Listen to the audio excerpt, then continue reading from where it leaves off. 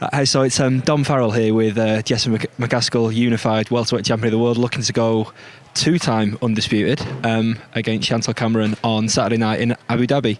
Jessica, how's Abu Dhabi treating you?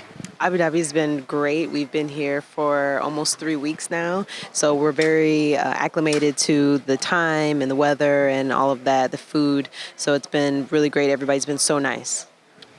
Is it good to have had the experience of, you've already done an undisputed fight and you've defended those titles? This is obviously something like this never becomes routine. It's the pinnacle of the sport. But does that experience help you on a week like this? Yes, definitely having those big stages and having those experiences, and even for your team to have those big stages so they know what's going on. They're not new to this. Nothing really wows you anymore, so you're able to just focus and just kind of have blinders on. Yeah, obviously you're coming back down in weight. I mean, I think moving up and down the weight divisions at the top of the women's game is maybe a bit more common than in the men's, but is that something that's been comfortable for you? I know you were at a catch weight against Brickhouse at 145. How's the weight been? How's that been? All of my welterweight fights have been at 145, and that's just kind of part of knowing the business and knowing how to control the elements, to your advantage. So coming down to 140 was not a problem. We've had to eat a lot of food, especially here. The food is so clean that it doesn't stick to you at all. So we've been eating like a lot of food. So it's a happy fighter's a dangerous fighter sort of thing. Look, I was looking at the odds for this fight, and you're a narrow underdog. It seems like it's been the story of your career that you're going as underdog. Is that something that you like, or do you feel that's a bit of disrespect? What do you make of that? I'm used to being the underdog, and I've seen the scales kind of change for the odds as the fight got closer and closer. But I guess I'm used to being the underdog. This isn't technically my weight class. These aren't my belts. I'm coming to take it from the champion. So it makes sense, and I'm not really bothered by it, because if you let things in this game bother you, you'll just you'll mess up. So can't afford that. Chantelle was on the Olympic squad in Great Britain as an amateur. You've come up in a pretty different way, I think it's safe to say. What do you think of Chantelle as a fighter? What do you think she does well? What are the problems she poses for you? I think she runs very well. I think that she has great exit strategies. So, and I know just anybody that I fight, they normally hold. So in close or running away, that's all I have to worry about, is making sure that I can get my target, lock in, and fire. Yeah, I know that's something that Rick was saying on socials about the amount of fighters that hold you. Is that something you've been adjusting to in training to try and sort of get out of clinches and work on that inside game? Not really. It's not something that we say like, hey, I need you to hold this whole round. But if we have fighters that come in from other gyms or other camps and that's the way they fight, then we obviously work around it, and it's good experience. But the whole point is to know your distance and to know how to be able to avoid getting held. And then if you are, then make sure you fight out of it. Yeah, I mean, a lot of people like the style matchup here. Think it could be action-packed, could be like a fight of the year. Is that something you'd agree with, or do you want to make it easy work?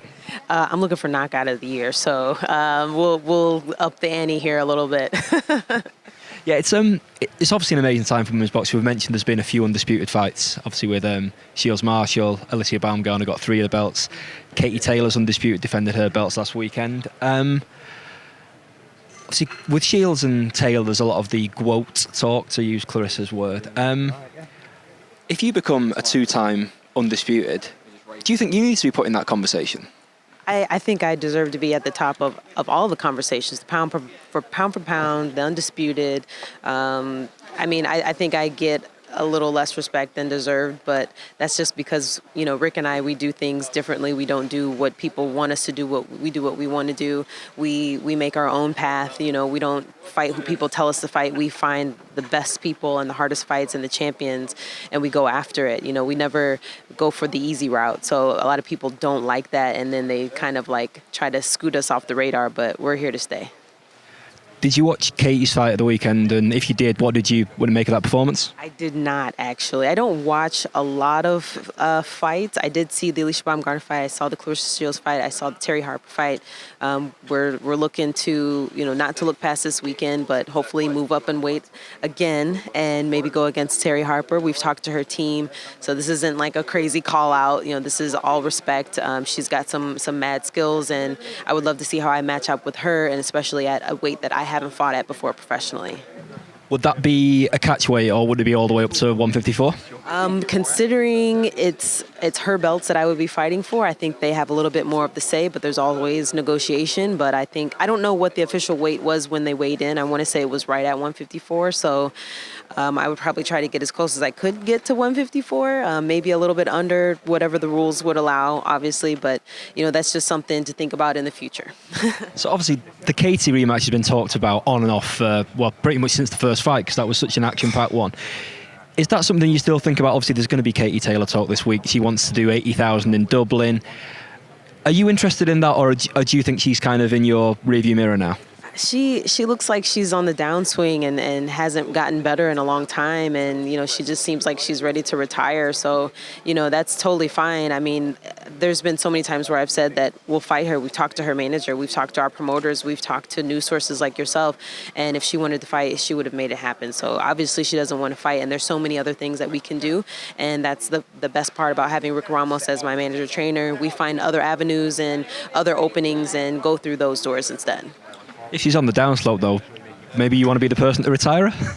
Well, if she's on the downslope, she's definitely not going to come up against me. I mean, that's like a knockout waiting to happen. So, I mean, if she's comfortable just kind of fighting fighters that she should be knocking out and instead going 10 rounds, if she's just trying to, bump up her record before she gets out of the game, that's one way to do it. And we don't like to play it safe. We like to go after super hard fights. And I don't think she wants that. So, I mean, good for her. She's doing great things. And I'm just trying to, go my own path.